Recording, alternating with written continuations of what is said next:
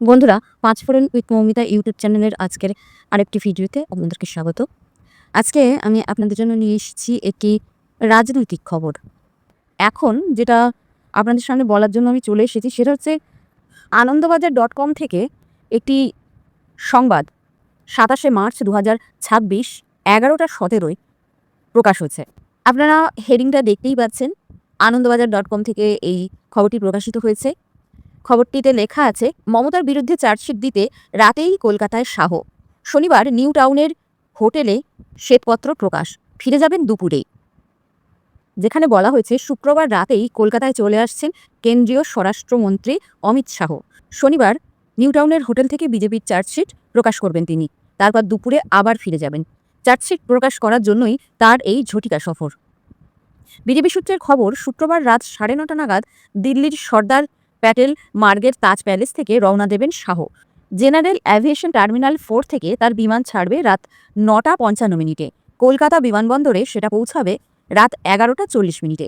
সেখান থেকে সোজা নিউ টাউনে চলে যাবেন কেন্দ্রীয় স্বরাষ্ট্রমন্ত্রী। রাতে সেখানেই তিনি থাকবেন।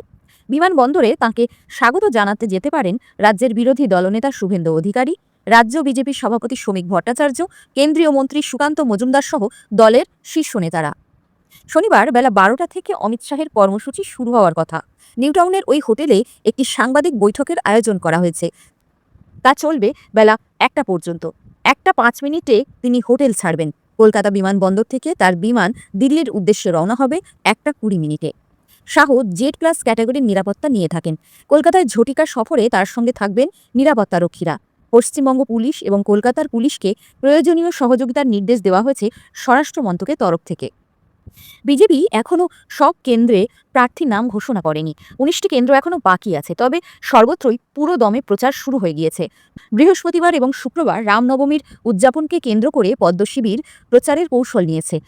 এখনও তাঁদের নির্বাচনী ইস্তেহার প্রকাশ্যে আসেনি। বিজেপি সূত্রের খবর, আগে তৃণমূলের বিরুদ্ধে চার্জশিট প্রকাশ করা হবে, তারপর আসবে ইস্তেহার বা সংকল্পপত্র। অর্থাৎ আগে রোগগুলি চিহ্নিত করে তারপরে তা নিরাময়ের উপায় বলে দেবে দল। শাহের সফরও এই উদ্দেশ্যেই আয়োজিত। চার্জশিটে মমতার সরকারের বিরুদ্ধে একগুচ্ছ অভিযোগ আনতে চলেছে বিজেপি। স্থানীয় সমস্যা এবং আঞ্চলিক পরিস্থিতি তুলে ধরে বিধানসভা কেন্দ্রভিত্তিক চার্জশিট আগেই প্রকাশ করা হয়েছে।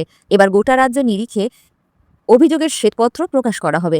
সূত্রের খবর, 3টি মেয়াদে মমতা বন্দ্যোপাধ্যায়ের মোট 15টি বছরের শাসনে রাজ্যের অবনতির 14টি মূল ক্ষেত্র তুলে ধরা হচ্ছে বিজেপির চার্জশিটে।